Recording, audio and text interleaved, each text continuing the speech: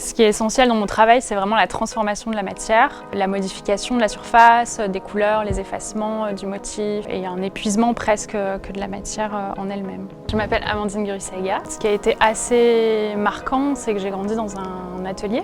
La création, c'était là au quotidien. Quand je suis rentrée aux Beaux-Arts, il y avait cette question de choisir un peu l'atelier, vers quoi je voulais me diriger. Et assez instinctivement, j'ai de suite balayé la peinture et je suis allée vers la sculpture.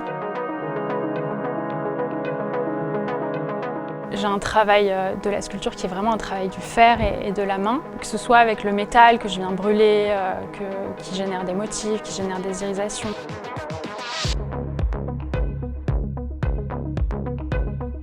Là, je suis en train de faire une maquette pour le prix Maïf. Non, il y a vraiment la matière qui guide le travail. C'est vraiment un dialogue avec elle et c'est la matière presque qui décide jusqu'où j'arrive à moi l'amener et qui va décider de la pièce finale.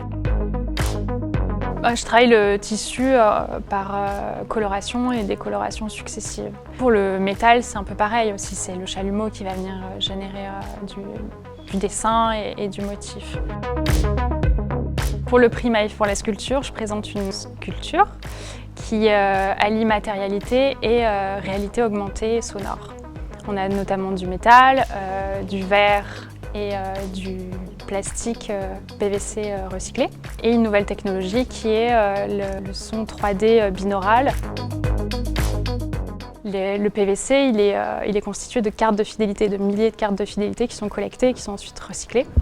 Toute la matière de ce son-là que j'ai envie de travailler, mais que j'ai vraiment envie de le sculpter presque. C'est un son qui vient des enregistrements de la fabrication elle-même, de la sculpture en elle-même. Ça permet aux regardeurs de rentrer dans la matière que permet ce casque à diffusion osseuse. Et toute cette pièce-là, elle vient se déployer pour vraiment permettre une relation entre le regardeur et la sculpture en elle-même, tout en ayant une espèce de distanciation.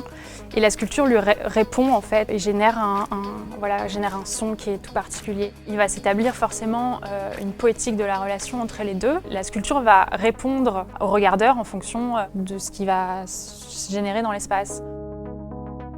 C'est la fusion de deux mondes, un monde plus archaïque lié au savoir-faire, au geste du sculpteur, au travail de la matière et du métal et du verre, et un monde qui est plus dans l'innovation et dans les nouvelles technologies et qui s'inscrit dans une quatrième dimension qui est une réalité augmentée sonore.